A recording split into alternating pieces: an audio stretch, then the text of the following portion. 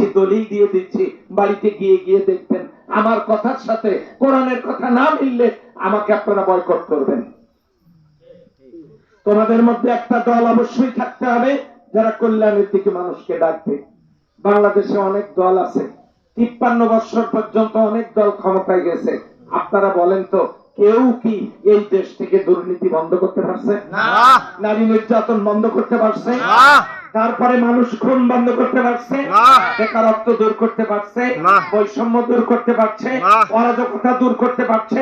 ন্যায় বিচার প্রতিষ্ঠা করতে পারছে? আওয়াজ দিয়ে বলেন পেরেছে? যদি না পেরে থাকে তাহলে তোমাদের মধ্যে একটা দল থাকবে যারা কল্যাণের দিকে মানুষকে ডাকবে। বাংলাদেশ জামাত ইসলামী একটি মানবিক বাংলাদেশ গড়তে চায়। হিন্দু, বৌদ্ধ, খ্রিস্টান, নারী, পুরুষ সবাই সূর্যের আলো পাই, বৃষ্টির পানি পাই, অক্সিজেন পাই, সবার চোখ দুইটা, সবার হাত দুইটা, সবার পা দুইটা, সবার কান দুইটা। আল্লাহ কোনো বৈষম্য করেন নাই। ওই বৈষম্যহীন আল্লাহর পক্ষ থেকে বৈষম্যহীন কিতাব কোরআনুল কারীম দিয়ে বাংলাদেশটা জামাত ইসলামী চালাতে চায়। একটা মানবিক বাংলাদেশ করতে চায়, একটা কল্যাণ রাষ্ট্র প্রতিষ্ঠিত করতে চায়। আপনারা হয়তো বলবেন এত ভালো কাজ যারা করতে চায় তাদেরকে আবার সবাই সহ্য করে না কেন? ভাইরা, শিয়াল যেমন চায় না মুরগি ঘরে থাকে, বিড়াল যেমন চায় না তরকারি ঢাকা থাকে, আর চোর যেমন চায় না বাড়িওয়ালা জেগে থাক, দুর্নীতিবাজেরা চায় না জামাত ইসলামী ক্ষমতায় যায়। আসল কথা বুঝে গেছেন? এই জন্য 53 বছর জামাতের উপরে জুলুম নির্যাতন চলেছে। আমার দলের নেতাদেরকে ফাঁসি দেওয়া হয়েছে। আল্লামা সাঈদীর মতো বিশ্ব নন্দিত মুফাসসিরে কোরআনকে জেলখানায় নির্মম ভাবে মেডিসিন প্রয়োগ করে হত্যা করা হয়েছে। আমাদের দলের নেতা কর্মীদের নামে মামলা দেওয়া হয়েছে, দলের নিবন্ধন বাতিল করা হয়েছে, প্রতীক পর্যন্ত নিষিদ্ধ করা হয়েছে। তারপরে বাংলাদেশ জামাত ইসলামীকে থামায় রাখা যায় নাই। জামাত তার দলের নিবন্ধনই বাংলাদেশের সুপ্রিম কোর্টের অ্যাপিলিয়েট ডিভিশন থেকে ফেরত পেয়েছে। তার মার্কা দাড়িপাল্লাও জামাত ইসলামী ফেরত পেয়েছে। সম্মানিত ভাইরা, জামাত ইসলামীকে আমাকে কয়েকবার জেলে যেতে হয়েছে। বাংলাদেশ জামাত ইসলামী, আমি এই জামাত ইসলামী করি জন্য পীরগঞ্জে 12 বছর আমাকে কোরআনের তাফসীর করতে দেওয়া হয় নাই।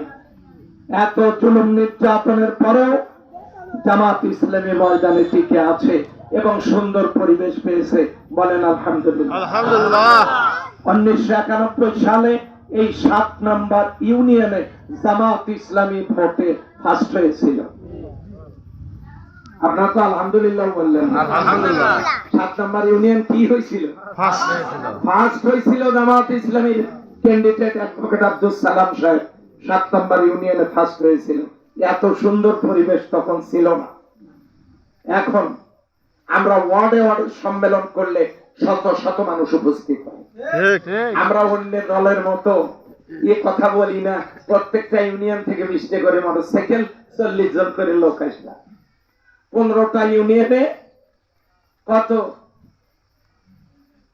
20টা করে মোটরসাইকেলে 15-20 কত? 300। সাথে নিয়ে যায় কত? 600 লোক যদি নিয়ে যায় ওই এলাকার 10-15 জন সম্মেলন হয়ে গেল। মানুষ দেখলো বিশাল সম্মেলন। ঘটনা কিন্তু সবখান থেকে লোক নিয়ে যাওয়া। কিন্তু এই 7 নাম্বার ওয়ার্ডে অন্য কোন ওয়ার্ডের লোক আসছে কি? খালি আমি আসছি। এই যে রফিক ভাই, এনারা সভাপতি সেক্রেটারি হওয়ার কারণে আসছে। সব 7 নাম্বার ইউনিয়নের 1 নাম্বার ওয়ার্ডের লোক। ধর্মকেশপুর যেদিন আমার সম্মেলন হয়েছে সেদিন কি আপনারা গেছিলেন? না। 9 নাম্বার ওয়ার্ডে যেদিন সম্মেলন হয়েছে সেদিন কি গেছিলেন? না। অনেক বড় বড় সম্মেলন হয়েছে। আমাদের অন্য ওয়ার্ড থেকে লোক এনে সম্মেলন করা লাগে না। 7 নাম্বার ইউনিয়নে জামাত ইসলামী ফার্স্ট হয়েছিল। এবারে যদি আপনারা সিদ্ধান্ত নেন জামাত ইসলামের প্রার্থীকে আপনারা এমপি বানাতে পারবেন ইনশাআল্লাহ। জামাত ইসলামী যদি রাষ্ট্র ক্ষমতায় যায় দুর্নীতি থাকবে না, বৈষম্য থাকবে না, বেকারত্ব থাকবে না, মানুষ খুন হবে না, নারী নির্যাতন হবে না, এমন একটা রাষ্ট্র জামাত ইসলামী উপহার দেবে ইনশাআল্লাহ। কেমনে? আমাদের লোকেরা দুর্নীতি করেও না, দুর্নীতি বরদাস্তও করবে না। আমরা চাঁদাবাজি করি না, আমরা সন্ত্রাস করি না, আমরা দুর্নীতি করি না। জামাত ইসলামী করি ভাই, দুর্নীতি করি না। যারা আগামী দিনে দুর্নীতি করবেন, জিব্বা টেনে ধরে দুর্নীতির টাকা উদ্ধার করে জনগণকে ফেরত দেওয়া হবে। এই জন্য আপনারা যদি সিদ্ধান্ত গ্রহণ করেন, এই পীরগঞ্জ থেকে আপনারা কি পীরগঞ্জে জামাত ইসলামীর এমপি হোক, এটা আপনারা চান? মিঠাপুকুরের এমপি ইনশাল্লাহ কে হবে বলেন? এই পাশের এমপি কে হবে? এই পাশের এমপি কে হবে? এই পাশের এমপি কে হবে? তাহলে পীরগঞ্জ কি আপনারা শূন্য রাখবেন নাকি? হ্যাঁ। জামাত ইসলামের বিজয়ের জন্য কে কোন দল করতেন সব দেখা শেষ। 53 বছরে সবাইকে দেখেছি, কেউ মানুষের ভাগ্য উন্নয়নে কাজ করতে পারে নাই, তারা দুর্নীতি বন্ধ করতে পারে নাই। একবার জামাতকে দেখা যায় না, যায় না? তাহলে অন্য দল থেকে সবাই চলে আসেন, জামাত ইসলামীকে রাষ্ট্র ক্ষমতায় দিয়ে আমরা একবার পরীক্ষা করি। আমরা আগামী 4 তারিখে জামাতের আমির আসবে, জামাত ইসলামের আমির আসবে, জামাত ইসলামের আমির আসবে রংপুর জেলা স্কুল মাঠে 4 তারিখে। এটি মাজহারুল ইসলাম সাহেব, যিনি ফাঁসির রশি থেকে ফিরে এসেছেন, আমাদের রংপুরের কৃতি সন্তান, তিনি এবং কেন্দ্রীয় নেতারা জেলা স্কুল মাঠে বক্তব্য দিবেন। 4 তারিখে শুক্রবার জেলা স্কুল মাঠে জুমার সালাত হবে, দলে দলে লোক আমরা সেখানে যাব ইনশাআল্লাহ। আপনারা নিয়ত করেন, একটা অটো রিজার্ভ করেন, করে রওনা দেন। যাওয়ার সময় হাফ লিটারে একটা পানির বোতল নেবেন, পানির সংকট দেখা দিলে আপনি এটা ব্যবহার করতে পারবেন, লক্ষ লক্ষ মানুষ হবে সেখানে।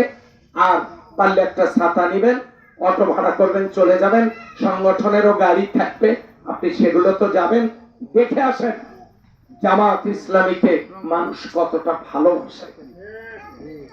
আপনারা 4 তারিখের সম্মেলনে যাবেন ইনশাআল্লাহ, দাওয়াতি কাজ করেন। এখন এবারে বলেন, 91 ফার্স্ট হয়েছিলেন,